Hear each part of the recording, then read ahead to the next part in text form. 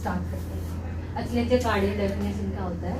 अचलेजिया cardia is oesophageal motility disorder which is characterised by functional loss of ganglionic cell which is present in lower oesophageal sphincter. ये जो lower oesophageal sphincter है इसमें एक plexus present होता है, ganglionic plexus, जो enter nervous system में होता है, जो इसके रिलैक्सेशन और कॉन्ट्रैक्शन के लिए रिस्पॉन्सिबल होता है। और अगर फंक्शनल लॉस हो जाएगा इसमें जो गैंग्लियोनिक सेल है उसकी वजह से स्वेलोइंग में डिफिकल्टी होगी, लिक्विड और सॉलिड। ओके, तो ये इसोफेगस की 4 लेयर होती है, ग्लूकोजा, सबग्लूकोजा,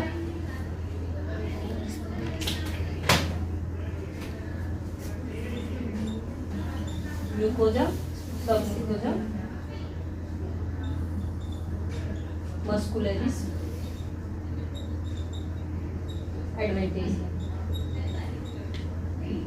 ये जो सबग्लूकोजा लेयर होती है इसमें एक प्लेक्सस होता है, मेसेंजियल प्लेक्सस।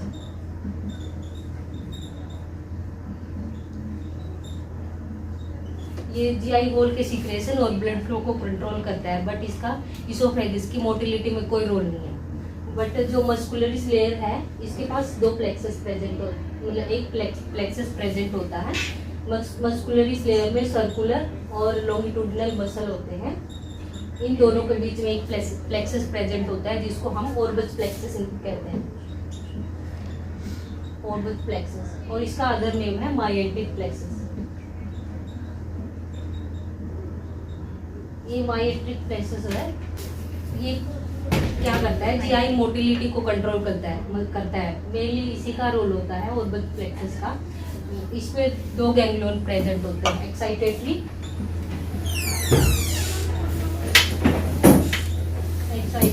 और इनहिबिटरी। गैंग्लियोनिक सेल प्रेजेंट होती है एक्साइटेटरी और इनहिबिटरी। एक्साइटेटरी गैंग्लियोनिक सेल है, ये एसिटाइल कोलिन की प्रेजेंस में जीआई वॉल का लोअर इसोफेजियल स्फिंक्टर है इसका कॉन्ट्रैक्शन करवाते हैं। और जो इनहिबिटरी गैंग्लियोनिक सेल है ये नाइट्रिक ऑक्साइड और वीआईपी का जो एक्टिव पेप्टाइड पॉलीपेप्टाइड होता है, ये रिलैक्सेशन में हाँ वीआईपी और नाइट्रिक ऑक्साइड ये लोअर इसोफेजियल स्फिंक्टर के रिलैक्सेशन के लिए रिस्पॉन्सिबल होता है। क्या होता है पैथोफिजियो में से कोई भी डिजीज कंडीशन हो, हम पैथोफिजियो की बात करते हैं, due to any disease condition, parasitic cause हो, ऑटो इम्यून कोज हो, कंजेनाइटल कोज हो कोई, उसकी वजह से लोअर इसोफेजियल स्फिंक्टर में ये इनहिबिटरी गैंग्लियोनिक सेल है इसका फंक्शनल लॉस हो जाता है। अगर ये इनहिबिटरी में फंक्शनल लॉस हो जाएगा तो वीआईपी और नाइट्रिक ऑक्साइड ये आएंगे नहीं, तो जिसकी वजह से रिलैक्सेशन नहीं होगा जीआई के लोअर इसोफेजियल स्फिंक्टर। अगर रिलैक्सेशन नहीं होगा तो ये कॉन्ट्रैक्ट ही रहेगा। अगर ये कॉन्ट्रैक्ट रही तो ये धीरे धीरे ग्रेजुअली ये प्रोसेस होती रही तो ये डायलेटेड हो जाएगा, वीक हो जाएगा और पेरिस्टालसिस हो जाएगा, इसमें मूवमेंट नहीं रहेगी, कॉन्ट्रैक्ट और रिलैक्सेशन नहीं हो पाएगा। इसलिए इसको हम मेगा इसोफेगस के नाम से जानते हैं। मेगा इसोफेगस होने के बाद इसमें एक ट्राइड बनता है। ट्राइड में क्या होता है कि ये जो लोअर इसोफेजियल स्फिंक्टर है इसकी टोन बढ़ जाएगी और जो रिलैक्सेशन की कैपेसिटी है वो कम हो जाएगी, रिलैक्सेशन नहीं हो पाएगा, टोन बढ़ जाएगी और एपेरिस्टाल्सिस कंडीशन हो जाएगी। ये इसकी एक पैथोफिजियो है कि कैसे क्या होता है। Exact causes are known but some causes risk factor present होते हैं। कंजेनाइटल कोज में क्या होता है, एक ट्रिपल ए सिंड्रोम होता है। ट्रिपल ए सिंड्रोम क्या है, इसको एलग्रोव सिंड्रोम भी जानते हैं। ये एक तरह का म्यूटेशन है, ट्रिपल ए जीन प्रेजेंट होता है क्रोमोसोम नंबर 12 में।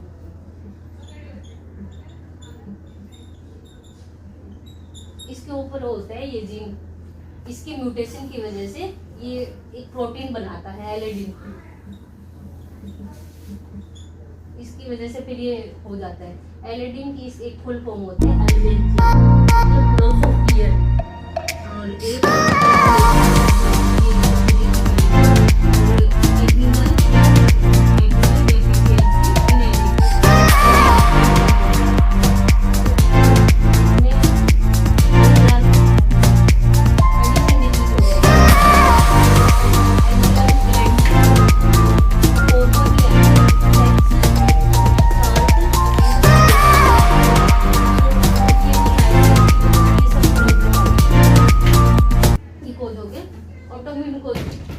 इम्यून कोज है, इसमें बहुत सी डिजीज आते हैं। ऑटो इम्यून में type 1 diabetes mellitus, rheumatoid arthritis, systemic lupus arthritis, Crohn's disease. ये क्या होता है, इन सब ऑटो इम्यून डिजीज की वजह से इसोफेजियल की नर्व सेल पे सेल मीडिएटेड और एंटीबॉडी मीडिएटेड एंटीबॉडी अटैक करेंगे। मतलब कोई भी एंटीजन आता है तो हमारे बॉडी में टी और डी लिम्फोसाइट होते हैं जो सेल मीडिएटेड और एंटीबॉडी मीडिएटेड एंटीबॉडी होती है, वो उसके अफेक्ट करेंगे। इधर करेंगे तो फिर लोअर इसोफेजियल की नर्व पे मेनली अफेक्ट करेंगी। इसकी वजह से ये नर्व काम नहीं करेगी, क्योंकि गैंग्लियोनिक नर्वस सिस्टम से चल रहा था। अगर काम नहीं करेंगे तो फिर इसकी मोबिलिटी, कॉन्ट्रैक्शन, रिलैक्सेशन की पावर डिक्रीज हो जाता है। म्यूकोजा में क्या होता है, जो ये म्यूकोजल इसकी 4 लेयर है ना, म्यूकोजा सब म्यूकोजा, इसमें म्यूकोजा सबसे पहली वाली होती है, क्योंकि उस म्यूकोजा फिर सब म्यूकोजा मस्कुलरिस एडवेंटिसा। म्यूकोजा के नीचे ही ल्यूमन होता है इसोफेगस का। अगर म्यूकोजा में कोई प्रॉब्लम होगी तो वो ल्यूमन को नैरो कर देगा इन्फेक्शन और इन्फ्लामेशन की वजह से। इसमें डिजीज आती है, इसोफेजियल ट्यूमर हो गया, इसोफेजाइटिस हो गया और पेप्टिक स्ट्रिक्चर। मतलब ये दूसरा जो लोअर एसिफिजियल स्पिंटर है, ये पेप्टिक स्ट्रिक्चर, हाँ इस स्ट्रिक्चर हो जाएगा। बाद में न्यूरोमस्कुलर कोज है। न्यूरोमस्कुलर कोज मतलब नर्व और मसल्स की दिक्कत होगी। Neuro attack it affect the oesophagus smooth muscle and it's innervation, disturbing peristalsis and lower oesophageal sphincter relaxation. इसमें डिजीज आती है चगास डिजीज। ये एक पैरासाइटिक इन्फेक्शन है। इसमें ट्रिपैनोमा क्रूज़ई ये पैरासाइट होता है। ये मेनली और सब वैसे तो इनहिबिटरी गैंग्लियोनिक सेल पे अफेक्ट कर रहे थे, बट ये चगास डिजीज में पैरासाइट इनहिबिटरी और एक्साइटेटरी दोनों को इनहिबिट करे, मतलब दोनों को अफेक्ट करेगा, जिसके वजह से लोअर इसोफेजियल स्पिंटर में प्रॉब्लम होगी, रिलैक्सेशन और कॉन्ट्रैक्शन में। बाद में इसकी वजह से क्या साइन सिम्टम आएंगे, कॉन्ट्रैक्शन हो गया तो मतलब हम खाना खा रहे हैं निगल नहीं पाएंगे। मतलब फर्स्ट मोस्ट कॉमन सिम्टम आता है डिस्फेजिया, डिफिकल्टी इन स्वेलोइंग। इसमें भी स्वेलोइंग 2 तरह की होती है, एक तो ओरो इसोफेजियल डिस्फेजिया, ओरो इसोफेजियल और एक इसोफेजियल डिस्फेजिया। ओरो इसोफेजियल डिस्फेजिया मतलब जब हमने खाना शुरू ही किया था तभी हमें रिगर्जिटेशन हो गया, खांसी आ गई, कफ चोकिंग, नेजल रिगर्जिटेशन हो गया during the initial phase of swelling. ये ओरो इसोफेजियस में आता है। और इसोफेजियल डिस्फेजिया में क्या होता है, हमने खाना खाने के बाद हमें खाना खा लिया बट ये फील हो रहा है कि खाना कहीं चिपक गया है, अटक गया है एक तरीके से, तो दूसरा ये होता है। इस डिस्फेजिया में ये 2 चीजें आते हैं। फर्स्ट मोस्ट कॉमन तो डिस्फेजिया है, second is regurgitation. Second most common sign symptom is regurgitation of undigested food. हमने खाना खा तो लिया बट ये प्रॉब्लम है, इसकी वजह से जा नहीं रहा है, वापिस आ जाएगा, रिगर्जिटेशन होता है बहुत बार। और पेशेंट को बहुत बार ये होता है कि मैं तो खाना खा रहा हूँ, जा नहीं रहा, मेरे को परेशानी हो रही, तो खाना खुद से खाता भी नहीं है, फिर वेट लॉस हो जाता है। धीरे धीरे खाना कम करेगा तो वेट लॉस हो जाएगा। हाँ, बैड ब्रीथ आएगी क्योंकि रिगर्जिटेशन फूड इधर अपर रहेगा माउथ में, तो हेलिटोसिस हो जाएगा और पेनफुल स्वेलोइंग होगी। और बहुत बार चांस होता है कि ये ट्रैकियम में जाके एस्पिरेशन निमोनिया भी कर सकता है। ये इसके साइड सिम्टम होते हैं। हम फिर जब मैनेजमेंट के लिए जाते हैं कि पेशेंट को बार बार प्रॉब्लम हो रही है, मरीज डॉक्टर के पास आया, तो फर्स्ट हम क्या करते हैं, physical examination and history collection. History collect करेंगे तो पेशेंट से पूछेंगे आपको डिस्फेजिया कैसे हो रहा है, सॉलिड लिक्विड खा रहे हो दोनों तरह से हो रहा है या फिर सॉलिड खा रहे हो तब हो रहा है। अगर पेशेंट सॉलिड और लिक्विड खा रहा है तो एक तरह की मोटिलिटी प्रॉब्लम है, मतलब कोई मोटर प्रॉब्लम है, नर्व में कहीं प्रॉब्लम है। अगर सॉलिड खा रहा है तो मैकेनिकल ऑब्स्ट्रक्शन, मतलब किसी चीज की ऑब्स्ट्रक्शन है, इसकी वजह से सॉलिड चीज़ नहीं। सॉलिड और लिक्विड मोटिलिटी प्रॉब्लम की बात करेंगे। अगर खाना खा रहे हैं लोग लिक्विड और सॉलिड, बार बार ये दिक्कत हो रही है, मतलब आज हुई कल नहीं हुई परसों ही, रेगुलर नहीं हो रही, इंटरमीडिएट हो रही है, और उसके बाद उसको चेस्ट पेन हो रहा है, तो इसोफेजियल स्पाज्म की वजह से है, उसमें ये फर्स्ट मोटिलिटी डिसऑर्डर में आता है। और अगर ये कंडीशन बढ़ती ही जा रही है कि डेली हो रही है, प्रोग्रेसिव है ये, इसमें पेशेंट को दो कंडीशन हो सकते हैं, एक तो वो खाना खाया वो रिगर्जिटेट कर रहा है, और एक क्रोनिक हार्ट बर्न है। अगर रिगर्जिटेशन कर रहा है तो उसको रेस्पिरेटरी प्रॉब्लम भी होगी और खाना नहीं खाएगा, वेट लॉस हो जाएगा।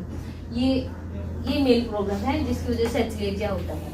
और एक अगर खाना खाने के बाद उसको हार्ट बर्न क्रोनिक रहता है तो एक स्क्लेरोडर्मा होता है, ये ऑटोइम्यून स्किन डिजीज होती है जिसमें इन्फेक्शन और फाइब्रोसिस हो जाता है।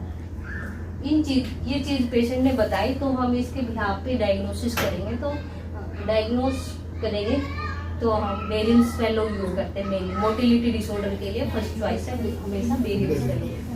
और सॉलिड की बात करते हैं, अभी मैकेनिकल ऑब्स्ट्रक्शन, मतलब हम सॉलिड खा रहे हैं, कुछ ऑब्स्ट्रक्शन है तब चीज हो रही है। मेन एक अक्यूट, मतलब कभी कभी एकदम से हो गई, मतलब कभी नहीं एकदम से हुई है बात, मतलब अक्यूट है ये, फॉर्जिंग बॉडी कोई चीज अटक गई एकदम से हो गई, तो ये अक्यूट कोज में आता है।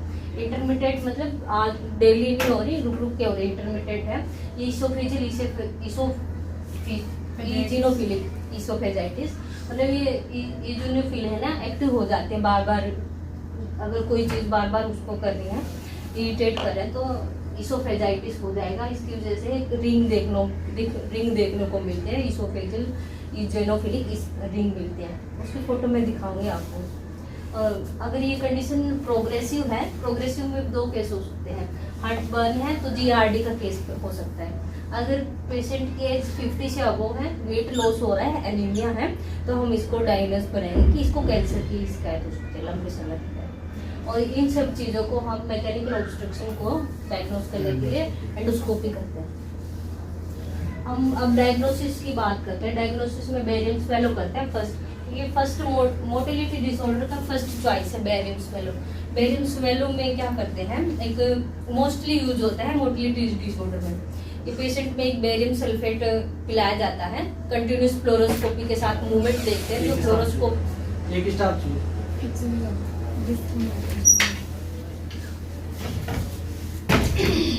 in this patient swallow a barium sulfate with continuous fluoroscopy to observe the flow of liquid through esophagus, मतलब esophagus के थ्रू इसकी मूवमेंट देखेंगे, बेरियम सल्फेट कहाँ तक मूवमेंट कर रहा है। इसमें एक साइन देखने को मिलता है बर्ड भी, इसका फोटो में दिखाऊंगी। ये बर्ड भी मतलब ऐसी वाली पक्षी के चोंच के जैसे दिखेगी, मैंने कल दिखाई थी मैं, वही है ना, वही है। दूसरा है एंडोस्कोपी। एंडोस्कोपी अगर किसी को एकदम से कोई प्रॉब्लम है, न्यू ऑनसेट ऑफ डिस्फेजिया, तो उसमें एंडोस्कोपी फर्स्ट प्रीफर करते हैं, बट इसकी कुछ लिमिटेशन है क्योंकि ये एक्स्ट्रा मस्कुलर डिजीज को फाइंड आउट नहीं कर सकता, बाहर की चीज़ों को फाउंड नहीं कर सकता ये एंडोस्कोपी, इसकी एक लिमिटेशन है, इसमें बहुत ज़्यादा यूज नहीं करते, बट जो न्यू केसेस हैं उनको देखने के लिए करते हैं प्रीफर। और इसके लिए दो चीज़ हो सकते हैं, एंडोस्कोपी से हम स्ट्रक्चर अंदर से कोई प्रॉब्लम है तो उसका कोज देख सकते हैं, और अगर कैंसर का केस है तो बायोप्सी तुरंत ले सकते हैं। दो चीज़ें हैं इसमें। सबसे रिलायबल होता है मैनोमेट्री, मतलब इसोफेजियल मैनोमेट्री एक टेस्ट होता है, इसमें नोज के थ्रू गोल्ड स्टैंडर्ड टेस्ट बोल सकते हैं इसको, गोल्ड स्टैंडर्ड टेस्ट। इसमें एक थिन ट्यूब इंसर्टेड की जाती है नोज के थ्रू, वो पेशेंट को इंस्ट्रक्ट किया जाता है कि स्वेलो करो इसे सेवरल टाइम, और प्रोब जो होती है, जो नेजल के थ्रू जो प्रोब डाली है वो इसोफेगस का कॉन्ट्रैक्शन नापती रहती है, बार बार जो पेशेंट के थ्रू नीचे तक जाती है तो कॉन्ट्रैक्शन नापती रहती है कि इसोफेगस में कहाँ कहाँ कितना प्रेशर है। अगर pressure below 26 mm of Hg है तो ये नॉर्मल कंडीशन है, but above 100 mm of Hg है तो ये अचलेजिया की कंडीशन है, और अबो 200 mg है तो ये नट क्रैकर अचलेजिया है। ये मतलब नट क्रैकर अचलेजिया एक तरह की मोटिलिटी डिसऑर्डर ही है, लोअर इसोफेगस। एक वाटर स्वेलो टेस्ट भी करते हैं नॉर्मली, वाटर स्वेलो में पानी पिला के देखते हैं कि पानी पिया और पेशेंट की स्वेलोइंग एक्टिविटी को ना देखते हैं कि कैसे स्वेलो कर रहा है। सीटी स्कैन कर सकते हैं, बायोप्सी कर सकते हैं। अगर कोई कैंसर का केस है तो बायोप्सी भी ले सकते हैं। अब इसके मेडिकल मैनेजमेंट की बात करते हैं। इसमें मेडिकल सर्जिकल नर्सिंग की बात करेंगे। मेडिकल में कैल्शियम चैनल ब्लॉकर देते हैं। कैल्शियम चैनल ब्लॉकर क्या करते हैं, स्मूथ मसल को रिलैक्स, जो इसोफेगस की स्मूथ मसल है, क्योंकि 4 लेयर इसमें मसल है, इसको रिलैक्सेंट कर देगा। तो इसोफेगस की थोड़ी बहुत मसल्स रिलैक्स हो जाएंगी और इसोफेगस एम्प्टी हो जाएगी, इधर से खाना क्लीयर आ जाएगा। इसमें 3 दवाइयाँ आती हैं, न्यूफिडिपिन, डिल्टियाजेम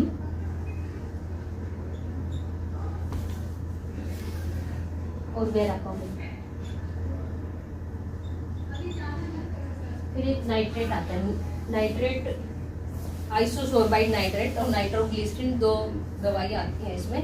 कि जो इनहिबिटरी गैंग्लियोनिक है ना, इनहिबिटरी गैंग्लियोनिक सेल है, इसमें नाइट्रिक ऑक्साइड को बढ़ा देता है। मतलब ये कम थे दोनों इसमें, तो इनको बढ़ा देता है ये नाइट्रिक वाला, जिसकी वजह से रिलैक्सेशन हो जाएगा, तो फिर खाना अंदर जा सकता है इजीली। फिर तीसरी है एंटीकोलिनर्जिक। एंटीकोलिनर्जिक हम प्रेफर ये कर सकते हैं कि या तो एक्साइटेटरी को कम कर दे कि ये कॉन्ट्रैक्ट ज़्यादा हो रहा है इसको कम कर दे, या फिर इनिबिटरी है मतलब ये इनिबिट कर रहा है तो इसको बढ़ा दे। तो नाइट्रेट वाली तो इसको रिलैक्सेशन को बढ़ा देगी और एसिटाइल कोलिन इसके कॉन्ट्रैक्शन को कम कर देगी। और एसिटाइल कोलिन एंटीकोलिनर्जिक में एट्रोपिन डाइफेनहाइड्रामाइड, ये दवाइयाँ आती है जो इसको रिलैक्स कर देंगी, कॉन्ट्रैक्शन कम कर देंगी, तो एक तरीके से रिलैक्सेशन ही हो गया और इसोफेगस से फूड अच्छे से नीचे जा सकता है। ये इसका मेडिकल मैनेजमेंट है। अब सर्जिकल मैनेजमेंट की बात करते हैं। इसमें न्यूमोटिक डायलेटेशन होता है। इसमें एक बलून लेते हैं, बलून लोअर इसोफेगस में डालते हैं, तो प्रेशर से डालेंगे, नहीं डाल दिया इसोफेगस में एक बलून डाल दिया, फिर उसको फुला देंगे। बहुत बार ये चांस होता है कि फुलाने से इरप्शन होने के चांस है, मतलब कम यूज करते हैं बट यूज करते हैं इसमें। दूसरा है बोटुलिनम। बोटुलिनम एक तरह की टॉक्सिन है जो लोअर इसोफेजियल स्फिंक्टर में नीचे डाल देते हैं और वो लोअर इसोफेजियल स्फिंक्टर की पैरालाइसिस कर देता है, एक तरीके से मसल्स को पैरालाइज कर देता है और ये 6 मंथ तक काम कर सकते हैं। टेम्परेरी ट्रीटमेंट है, परमानेंट ट्रीटमेंट नहीं है, 6 मंथ तक नहीं। लास्ट जो ज़्यादातर यहाँ करते हैं आपने POI सर्जरी करते हैं पर ओरल एंडोस्कोपिक मायोटोमी।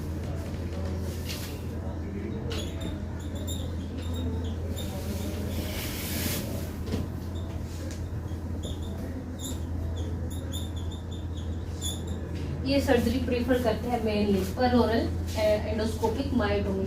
इसमें ओरल के थ्रू मतलब एंडोस्कोपिक के ड्यूरिंग होता है ये काम। इसमें 4 स्टेप होते हैं। स्टेप फर्स्ट में तो क्या करते हैं, पेशेंट को एनेस्थीसिया देते हैं और सेकंड में क्या होता है कि जो म्यूकोजा है ना, म्यूकोजा इधर एंट्री बनाते हैं, एक टनल बनाते हैं कि हम अंदर तक जा सके जहाँ पे ऑब्स्ट्रक्शन है, तो टनल बनाते हैं सेकंड में। और थर्ड में हम प्रिपेयर करते हैं मायोटोमी, जो ये मसल्स हैं इधर से कॉन्ट्रैक्ट हो रखी थी, मसल्स को कट करके रास्ता बना देते हैं। थर्ड स्टेप ये है। वो फोर्थ में वापस हम इसको प्रोसीजर ठीक कर देते हैं, मतलब म्यूकोजल एंट्री को क्लोज कर देते हैं।